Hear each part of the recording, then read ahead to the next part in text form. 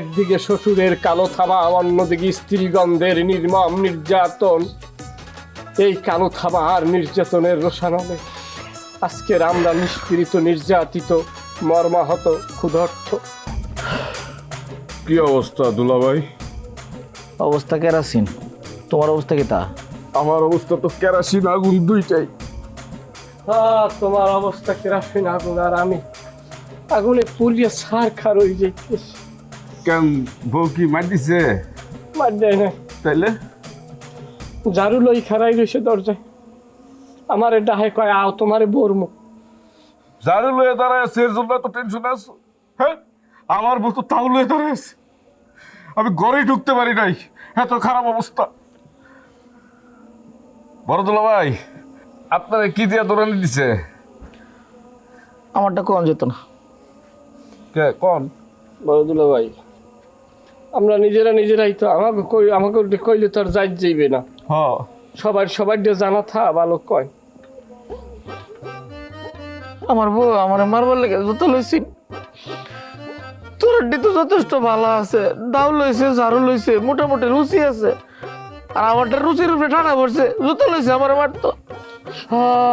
মনে মনে ভাবছি ওই সময় কই আমার বউ যে জায়গায় ঝাড়ু লইছে, আর বড় দুলা বাইরে তো আফাই মিনিমাম জুতা দিয়ে বাড়ি দেবে, এত কনফার্ম। তা হেই হইছে।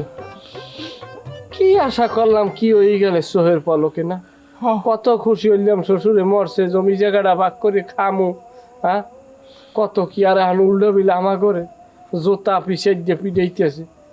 কি বাস্তবে ঘরতে আছে নাকি স্বপ্নে দেখতে আছি, আমি কিছু বুঝি না। বাইরে সম্পত্তির হিসাব পরে হর, আগে নিজের রে বাঁচাও। একদিক দিয়ে আব্বার বিচার, আরেক দিক দিয়ে বউর বিচার, কোনো আনতে শান্তি নাই। একদিকে শ্বশুরের কালো থাবা, অন্যদিকে স্ত্রীগন্ধের নির্মম নির্যাতন।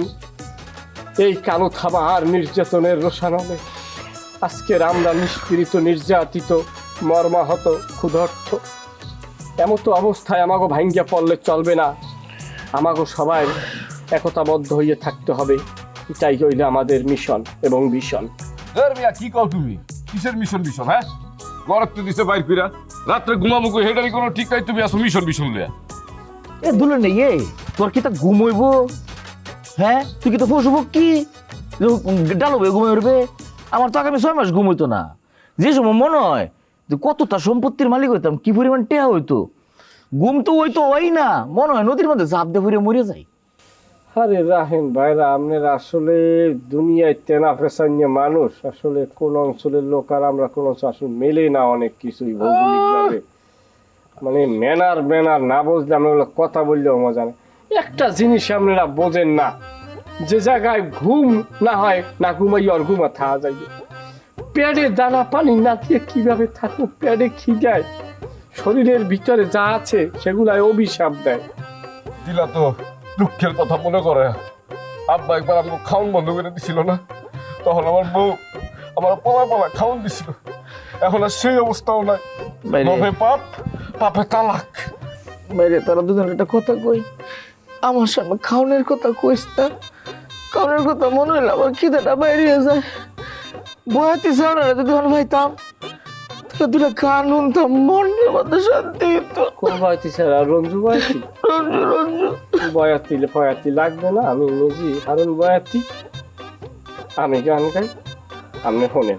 ঠিক আছে, শোনো, মাফ করে দে। আসতে তৈরি। হ্যাঁ, ধরিস না গানটা, ধরিস না, তুই মাফ কর, জ্বালা মারবো।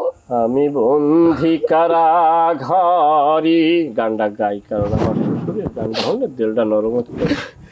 আছি গোমা বিপদে, বাইরের আলো চোখে পড়ে না। আমি বন্ধি কারাঘরি, জেলখানার সম্বল, ঘটি ভাটি কম্বল। হেঁটে তো নাই আমরা,